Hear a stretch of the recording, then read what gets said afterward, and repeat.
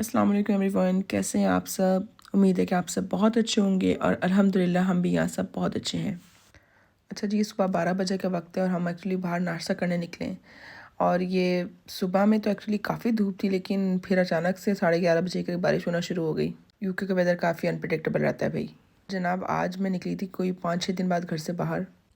ये 5 दिन से मेरी इतनी बुरी हालत थी, एक्चुअली मुझे गम इन्फेक्शन हो गया था और वो इतना बुरा हुआ था कि मेरा मुंह तक नहीं खुल रहा था। 3 दिन तो बिल्कुल मैं साइलेंट मोड पे थी। मतलब मेरे हस्बैंड भी कह रहे थे यार कुछ तो बोलो, घर में बहुत उदासी हो रही है। क्योंकि अपने घर में सबसे ज़्यादा मैं ही बोलती हूँ, मतलब मैं ही हर वक्त एक शोर हंगामा लगाए रखती हूँ घर में। बच्चे जो लगाए रखते हैं वो एक अलग कहानी, लेकिन ज़्यादातर मैं ही बोलती हूँ, बाकी सुनते हैं सारे। खैर ये तो खैर मजाक की बात थी। तो बात होती गम इन्फेक्शन की। खैर 3 दिन तो इतनी बुरी हालत थी कि ना पूछें। तीसरे दिन मैंने फिर डॉक्टर के से अपॉइंटमेंट ली, डेंटिस्ट से। वो भी मेरे हस्बैंड ने लेके दी बोल बोल के। वो बेचारे कब से मेरे पीछे पड़ते कि तीसरे दिन तो मैं रो रही सुबह बैठ के कि मुझसे बात ही नहीं हो रही। खैर जी, फिर अल्हम्दुलिल्लाह अपॉइंटमेंट मुझे 15 मिनट के अंदर ही उन्होंने बुला लिया था, क्योंकि उनके पास स्पेस अवेलेबल थी। अमूमन ऐसा होता नहीं। अगर मंडे को आपका दांत दुख रहा है तो या तो आपको फ्राइडे को बुलाएंगे या वो नेक्स्ट मंडे को बुलाते हैं। Dates how UK system works. तो खैर जी, सुबह से बात हो रही थी तो बस नाश्ते का मूड नहीं था। आज कुछ बेहतर था, मेरा काफ़ी बेहतर था अल्हम्दुलिल्लाह। तो मेरे हस्बैंड कहने के चलो यार बाहर से तुम्हें ना कराता हूँ, क्योंकि मैं सुबह से टाल रही थी कि मैंने नहीं करना, मैं दिल ही नहीं चाह रहा था एक्चुअली, टू बी ऑनेस्ट। फिर ज़बरदस्ती वो उठा के लेके गया। 12 बजे के करीब हमने यहाँ पे फिर ब्रंच किया। नाश्ता तो क्या ही था, ये ब्रंच कह सकते हैं इसको आप। अच्छा, इसकी ये वाली ब्रांच हम काफ़ी अरसे बाद ट्राई कर रहे थे। अच्छा लगा जाकर, क्योंकि एक तो ऐसे ही आप पता है आपकी तबीयत नहीं अच्छी, अगर फील करो बाहर निकल कर मूड आपका थोड़ा अच्छा हो जाता है। वैसे ओवरऑल यूके में ऐसा कोई नाश्ते के ऑप्शन है नहीं। अगर हम कराची से कंपेयर करें, मतलब अब कराची में तो आपको लातादार ऑप्शन मिलते हैं, लेकिन हमारे यहाँ यूके में एक देसी एटलीस्ट जो नाश्ते वगैरह उनकी बहुत कम जगह हैं। बहुत सी सिटीज़ ऐसी में जहाँ हलवा पूरी ढूंढना भी एक स्ट्रगल है। अच्छा, मुझे वैसे ओवरऑल चाय वाला का एम्बियंस और उनकी सर्विसेज अच्छी लगती हैं, लेकिन जब मैं यहाँ पे इस वक्त गई थी तो पता नहीं क्यों, लेकिन टेबल बिल्कुल साफ़ नहीं थी और उस पर काफ़ी जो लेफ़्ट ओवर मील था लास्ट पर्सन जो छोड़ के गए उनका पड़ा था। तो मैंने उनसे जाके फिर बोला, रिक्वेस्ट की कि प्लीज़ इसको साफ़ कीजिए। इससे लगता है कि अगर आपका अपना रेस्टोरेंट है, आपको सर्विस प्रोवाइड कर रहे हैं, तो neatness is a one thing customer looks forward to. कि अगर आपका कस्टमर आ रहा है और वो आप देखता है कि चीज़ साफ़ सुथरी, टेबल साफ़ सुथरी है, तो एक अच्छा इफेक्ट पड़ता है। और तेज़ी से चाय वाला अपने आप का एक्सपेंड कर रहा है, तो I think he should make sure कि क्वालिटी ना गिराई जाए। सुना है आप तो बोल्टन में भी चाय वाला ने अपना ड्राइव ओपन कर लिया है। इंशाल्लाह विल विजिट दैट। ब्रेकफास्ट में हमने देसी प्लेटर मंगाई थी अपनी, और इसके अंदर चीज़ ऑमलेट था, चने का सालन था और पराठे थे। पराठे इनके ओके होते हैं बस, क्योंकि ये एक्चुअली फ्रोज़न होते हैं तो उसका इफेक्ट भी वही आता है फ्रोज़न वाला। बट इनका चीज़ ऑमलेट और इनकी चाय बहुत ज़बरदस्त है। चाय सही मायनों में कड़क चाय, जो आप कहते हैं ना कड़क चाय। उसके बाद हमने इनका ना मीठा भी मंगाया था। हमने ये पहली बार ट्राई करा था मीठा ये वाला, और ये था कुनाफा cheese cake, which was not so good to be honest. जो इसकी बेस थी वो बहुत ज़्यादा हार्ड थी, मतलब एक स्ट्रगल करना पड़ी थी उसको एक बाइट लेने के लिए। कुनाफा जो सही खाया था ना मैंने, वो अब तक टर्की में खाया था, उसका तो कोई मुकाबला ही नहीं है ना। मतलब यहाँ मैनचेस्टर में लोकल एक शॉप है अरबियों की, वो कुनाफा बनाते हैं, वो अच्छा बनाते हैं, बट उसका फिर भी कोई कंपैरिजन नहीं है उस कुनाफे से जो मैंने टर्की में खाया था। और अब यहाँ ज़ैद की बस हो गई। ज़ैद कहता है मुझे यहाँ से निकाल दो। इसने भी इंजॉय किया चीज़ ऑमलेट, पर इससे अब यहाँ पे हो रहा था कि मैं यहाँ से निकलूँ, बाहर जाऊँ। और उसके बाद थोड़ी देर बाद आप देखेंगे अल्टीमेटली बाहर चला गया था निकल के यहाँ से, क्योंकि एक बच्चे आपके ना एक जगह पे बहुत देर तक नहीं बैठ सकते। वो बहुत रेयर बच्चे होते हैं जो बैठ जाएंगे। बाय। यहाँ एक्चुअली शाम का वक्त था, लेकिन मौसम काफ़ी अच्छा हो गया था। ये शायद 3:15 बजे का टाइम था, 3:15 3:30 का। मौसम काफ़ी अच्छा हो गया तो हमने सोचा चलो बच्चों को बाहर ले आते हैं। हम यहाँ पार्क ले आते हैं। बहुत ज़्यादा ठंड थी, बहुत ज़्यादा, मतलब मेरे से बोला भी नहीं जा रहा था, लेकिन मेरे बच्चे कह रहे थे कि हमें ले चलो पार्क, क्योंकि थोड़ी सी धूप निकल गई थी। और फिर बच्चे तो बच्चे हैं ना, बच्चों की नहीं सुने तो किसकी सुनी जाएगी। बस फिर यहाँ हम बच्चों को थोड़ी देर के लिए पार्क ले आए थे। अच्छा होता है बच्चों को थोड़ी देर के लिए आप अगर घर से बाहर ले आएँ, पढ़ाई के अलावा ज़रा बच्चे थोड़ा खेल कूद लें, इर्द गिर्द फिर लें। और यहाँ नाइल साहब जब भी आते हैं बस ये स्लाइड्स देते हैं यहाँ पर। इनको बहुत पसंद है स्लाइड्स देना। अपने घर में समर्स में जब ये छोटे थे तो हमने ली थी, लेकिन माशाल्लाह अभी बड़े हो गए तो स्लाइड छोटी हो गई इनकी। और वो एक्चुअली मैंने बेच दी थी, लेकिन अब मैं ज़ैद को देखती तो मुझे रिग्रेट होता है कि मैंने यार क्यों बेची, संभाल के रख लेती। खैर इंशाल्लाह ताला मेरा प्लान है ना ज़ैद के लिए लेने की स्लाइड ना, लेकिन अभी मैं इंडोर सोच रही लूँ, फिर मैं इंशाल्लाह ताला आउटडोर की देखूँगी। देखिए मैं क्या करती हूँ, मैं आजकल ढूंढ तो रही हूँ उसके लिए स्लाइड कोई। क्योंकि जब नाइल स्कूल गया हुआ होता है ना तो ज़्यादा बहुत बोर होता है। आधा घंटा पौन घंटा तो वो सो के निकाल लेते हैं, लेकिन 5 से 6 घंटे तो बाकी बचते हैं, वो उसमें से वो तो रोता है या तो वो डैडी और मम्मी के पीछे होता है।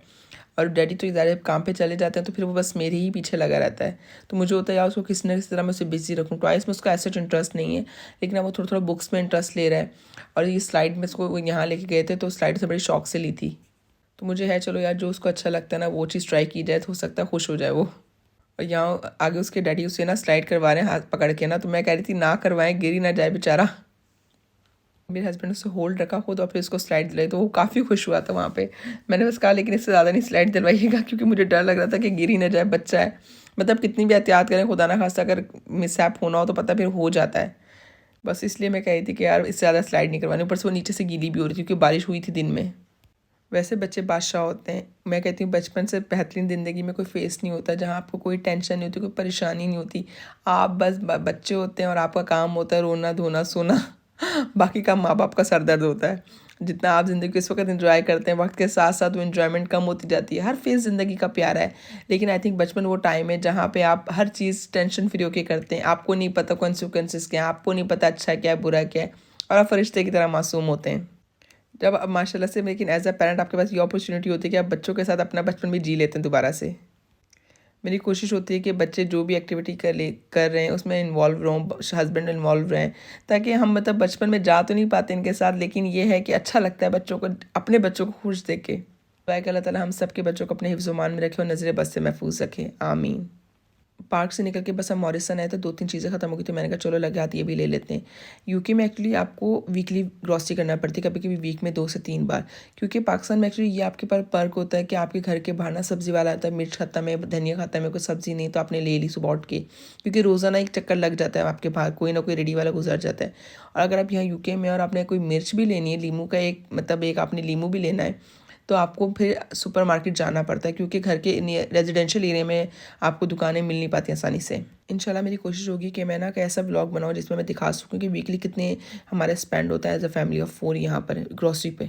और यहाँ आपने नाइल की बात तो सुन ही ली होगी, वो अब तक अपनी बर्थडे पे ही अटका हुआ है। हर दूसरे दिन वो पूछता है कि मेरी बर्थडे कब है, और बर्थडे कितने दिनों बाद आने वाली, कितने मंथ्स बाद आने वाली, क्योंकि उससे actually back of the mind उसके चल रहा है कि मुझे गिफ्ट्स मिलेंगे।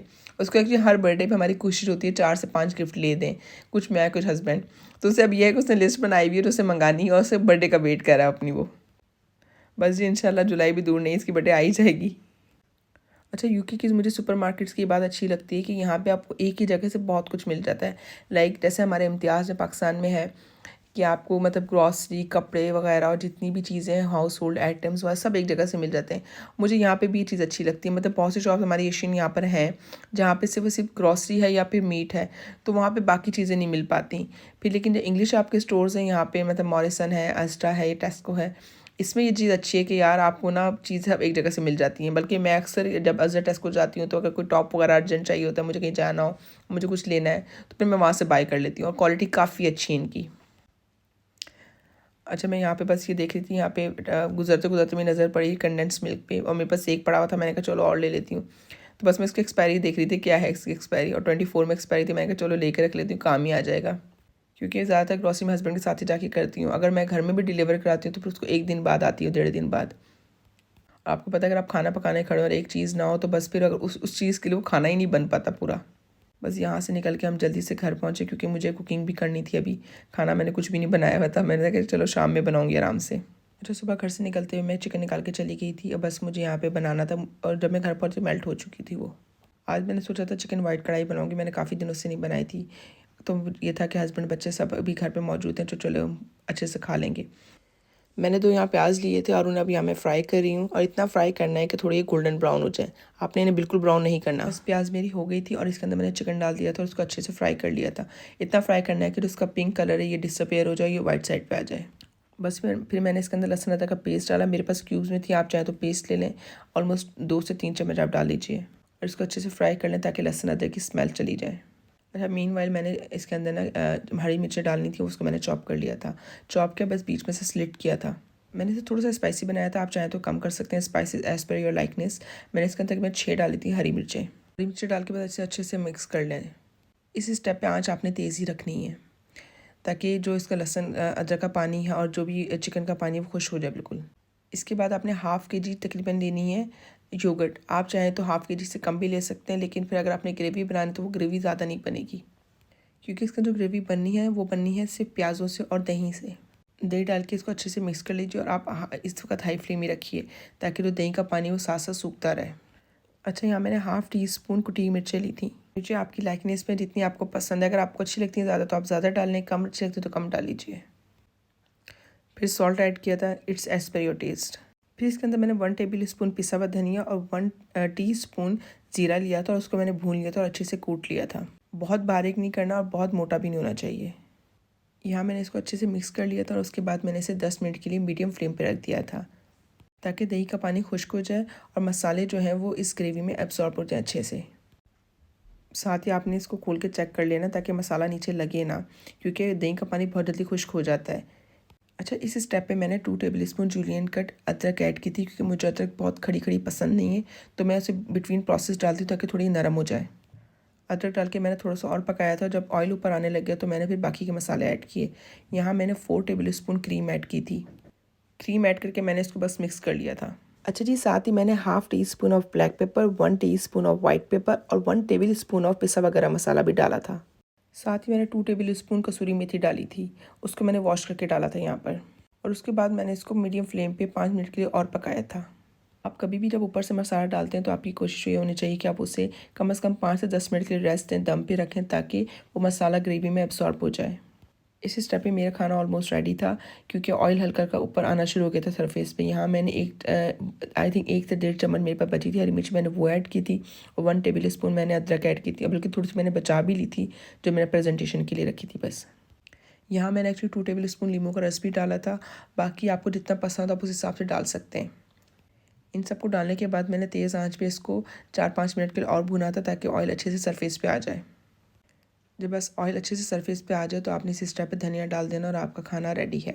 और ये बहुत सिंपल बट बहुत मज़े की और बहुत डिफरेंट रेसिपी है, आप ज़रूर ट्राई कीजिएगा इसको। धनिया डाल के बस मैंने यहाँ पे इसको अच्छे से मिक्स किया था और स्टोव बंद कर दिया था। हमारी बस यहाँ पे चिकन बोनलेस वाइट कढ़ाई रेडी थी और ये बहुत यमी और बहुत इजी टू कुक रेसिपी है। मेरे हस्बैंड और बच्चों को तो बहुत अच्छी लगी। आप सब भी ट्राई कीजिएगा, मुझे बताइएगा कि आपकी फैमिली को कैसी लगी। और जनाब, आज का ब्लॉग यहाँ मैं एंड करती हूँ। इंशाल्लाह ताला अगले ब्लॉग में फिर मुलाकात होगी। तब तक अपना और अपने जानने वालों का बहुत ख्याल रखिएगा और मुझे अपनी दुआ में ज़रूर याद रखिएगा। इंशाल्लाह ताला नेक्स्ट ब्लॉग में फिर आपसे मुलाकात होगी। और जनाब, ये थी हमारे खाने की final look and it was very delicious, very yummy. अगर आपको आज का ब्लॉग अच्छा लगा तो please do like, subscribe and share this video with your friends and family member. अल्लाह हाफिज़।